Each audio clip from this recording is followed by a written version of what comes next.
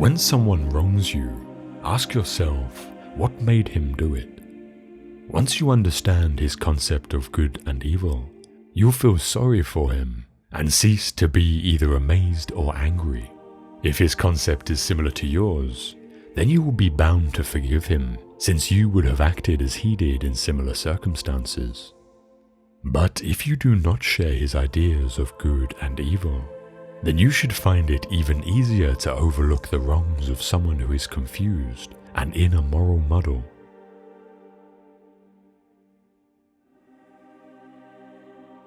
You know yourself what you are worth in your own eyes, and at what price you will sell yourself. For men sell themselves at various prices.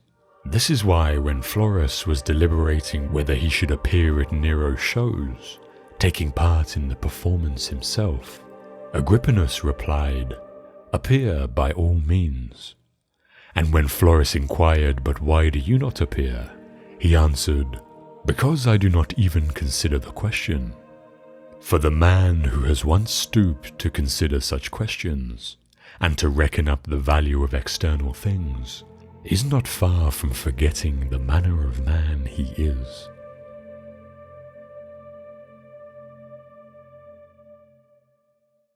If you are distressed by anything external, the pain is not due to the thing itself, but to your estimate of it, and this you have the power to revoke at any moment.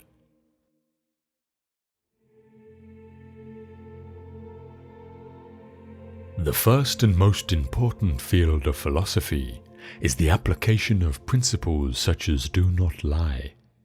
Next come the proofs, such as why we should not lie. The third field supports and articulates the proofs by asking, for example, how does this prove it? What exactly is proof? What is logical inference? What is contradiction? What is truth? What is falsehood? Thus the third field is necessary because of the second, and the second because of the first. The most important, though, the one that should occupy most of our time, is the first. But we do just the opposite. We are preoccupied with the third field, and give that all our attention, passing the first by altogether. The result is that we lie, but have no difficulty proving why we shouldn't.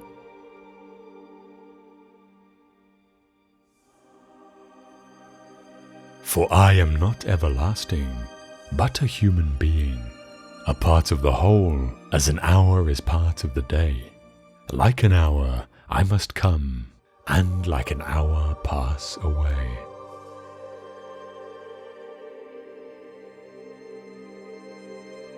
Remember that you must behave in life as at a dinner party. Is anything brought around to you? Put out your hand and take your share with moderation. Does it pass by you? Don't stop it. Is it not yet come? Don't stretch your desire towards it, but wait until it reaches you. Do this with regard to children, to a wife, to public posts, to riches, and you will eventually be a worthy partner of the feasts of the gods. And if you don't even take the things which are set before you, but are able even to reject them, then you will not only be a partner at the feasts of the gods, but also of their empire.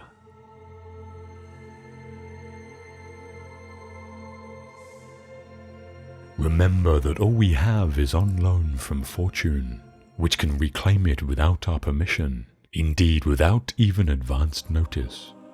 Thus we should love all our dear ones, but always with the thought that we have no promise that we may keep them forever, nay, no promise even that we may keep them for long.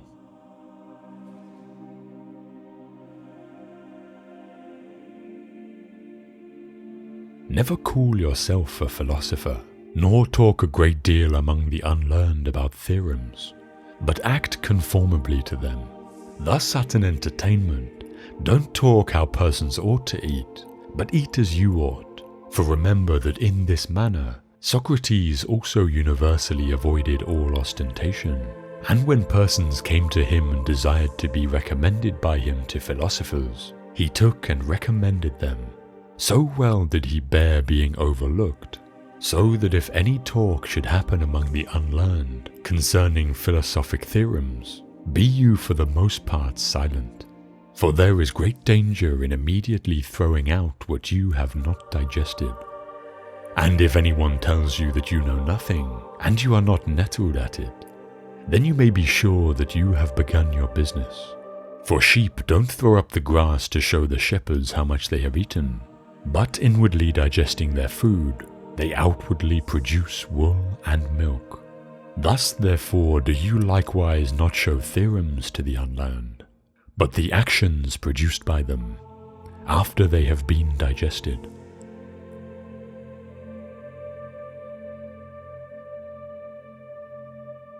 Philosophy is not an occupation of a popular nature, nor is it pursued for the sake of self-advertisement.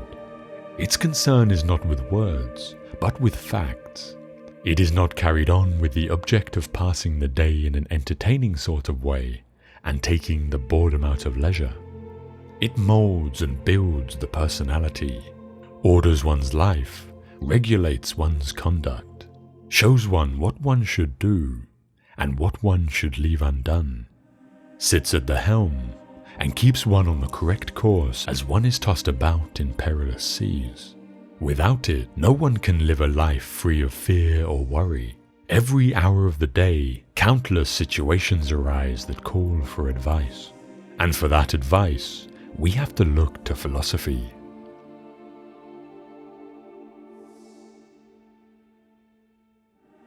For what prevents us from saying that the happy life is to have a mind that is free, lofty, fearless, and steadfast? A mind that is placed beyond the reach of fear, beyond the reach of desire, that counts virtue the only good, baseness the only evil, and all else but a worthless mass of things, which come and go without increasing or diminishing the highest good, and neither subtract any part from the happy life, nor add any part to it. A man thus grounded must, whether he wills or not, necessarily be attended by constant cheerfulness, and a joy that is deep and issues from deep within, since he finds delight in his own resources, and desires no joys greater than his inner joys.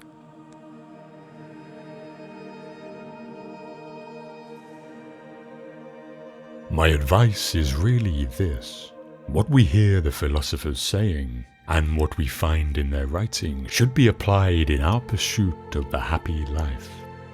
We should hunt out the helpful pieces of teaching, and the spirited and noble-minded sayings, which are capable of immediate practical application, not far-fetched or archaic expressions of extravagant metaphors and figures of speech, and learn them so well that the words become works. No one, to my mind, lets humanity down quite so much as those who study philosophy as if it were a sort of commercial skill, and then proceed to live in quite a different manner from the way they tell other people to live.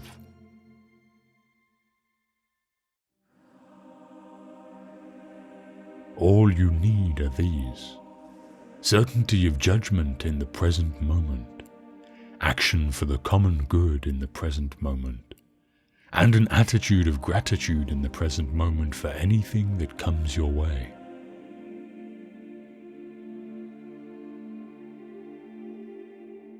Do not spoil what you have by desiring what you have not. Remember that what you have now was once among the things that you only hoped for.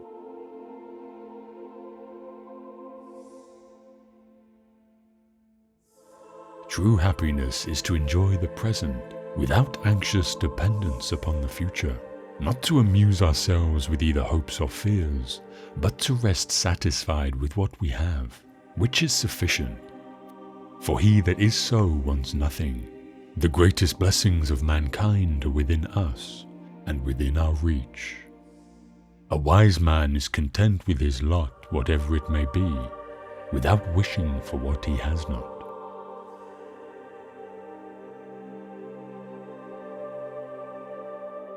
Pass through this brief patch of time in harmony with nature, and come to your final resting place gratefully. just as a ripened olive might drop, praising the earth that nourished it, and grateful to the tree that gave it growth.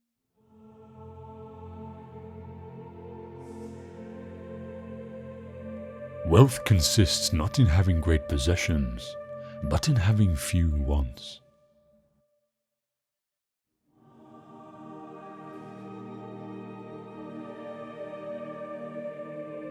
Gratitude is not only the greatest of virtues, but the parent of all others.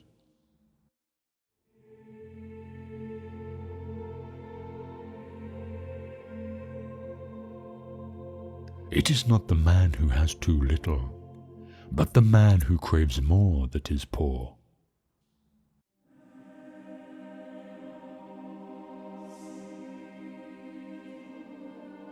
If you admit to having derived great pleasures, your duty is not to complain about what has been taken away, but to be thankful for what you have been given.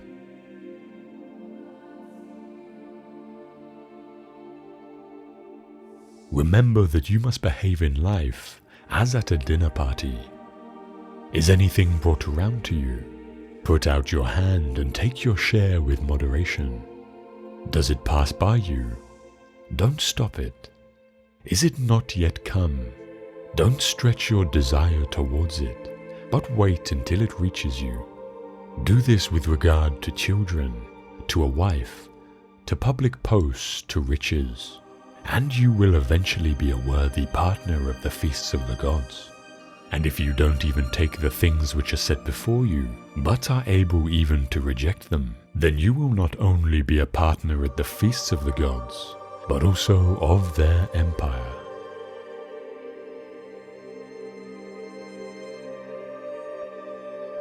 He is a wise man who does not grieve for the things which he has not, but rejoices for those which he has.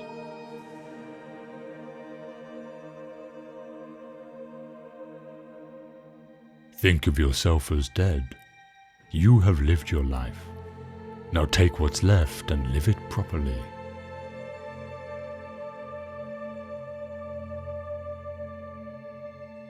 We should try by all means to be as grateful as possible, for gratitude is a good thing for ourselves in a sense in which justice, that is commonly supposed to concern other persons, is not. Gratitude returns in large measure unto itself. There is not a man who, when he has benefited his neighbor, has not benefited himself.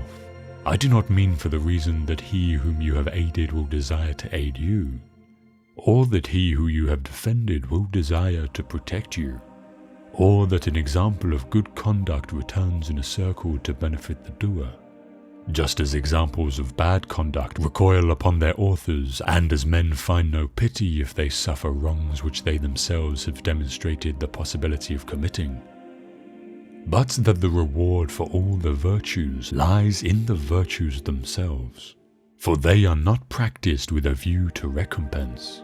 The wages of a good deed is to have it done.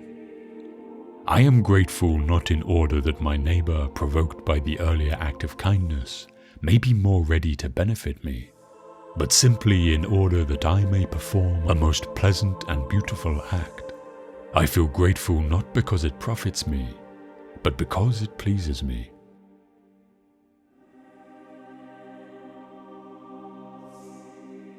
Cultivate the habit for being grateful for every good thing that comes to you, and to give thanks continuously. And because all things have contributed to your advancement, you should include all things in your gratitude.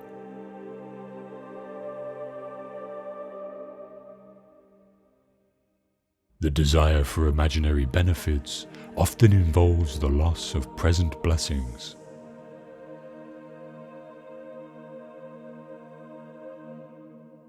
When you arise in the morning, think of what a privilege it is to be alive, to think, to enjoy, to love.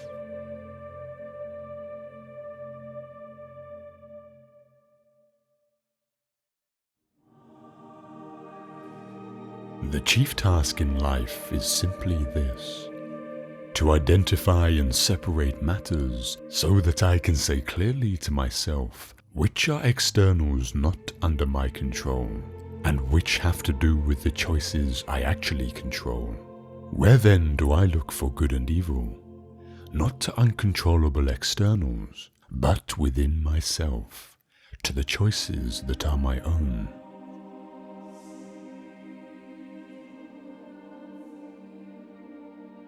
When we are no longer able to change a situation, we are challenged to change ourselves.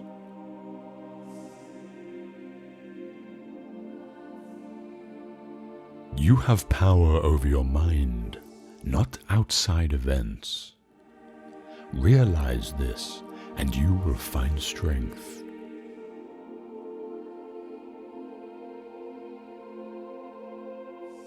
Everything can be taken from a man but one thing, the last of the human freedoms, to choose one's attitude in any given set of circumstances, to choose one's own way.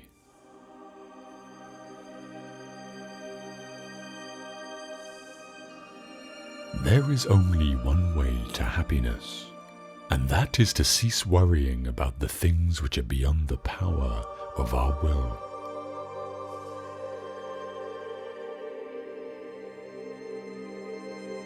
Some things are within our power, while others are not.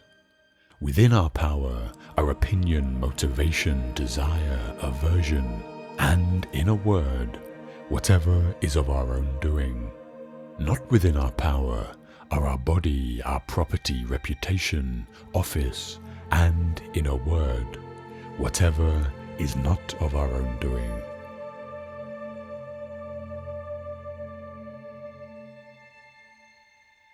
In our control is the most beautiful and important thing, the thing because of which even the God himself is happy, namely the proper use of our impressions. We must concern ourselves absolutely with the things that are under our control, and entrust the things not in our control to the universe.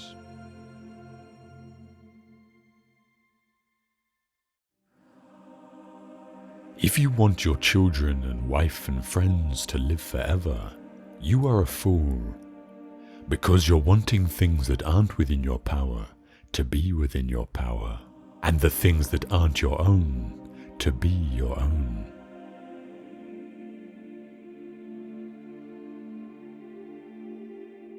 No person has the power to have everything they want, but it is in their power not to want what they don't have, and to cheerfully put to good use what they do have.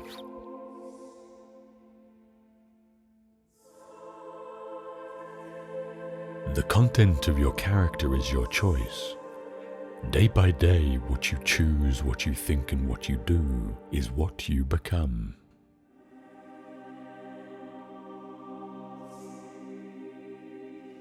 There are two things a person should never be angry at: what they can help and what they cannot.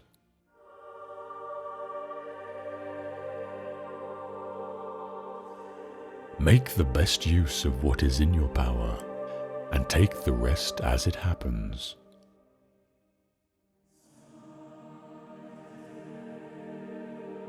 Remember that among the things over which we have complete control are the goals we set for ourselves.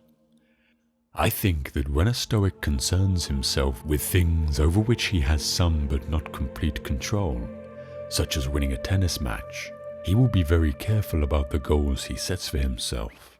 In particular, he will be careful to set internal rather than external goals.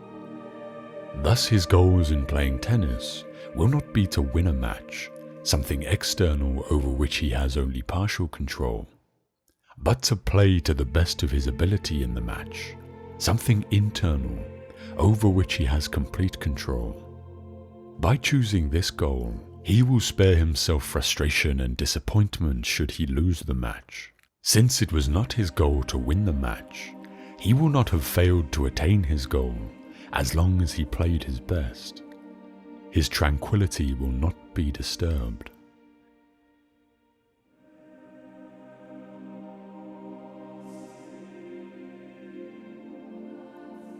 Stoics would recommend, for example, that I not concern myself with whether my wife loves me, even though this is something over which I have some but not complete control.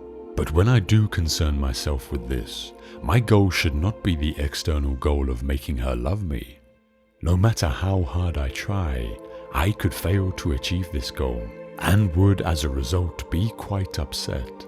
Instead, my goal should be an internal goal, to behave to the best of my ability in a lovable manner. Similarly, my goal with respect to my boss should be to do my job to the best of my ability. These are goals I can achieve no matter how my wife and my boss subsequently react to my efforts. By internalizing goals in his daily life, the Stoic is able to preserve his tranquility while dealing with things over which he has only partial control.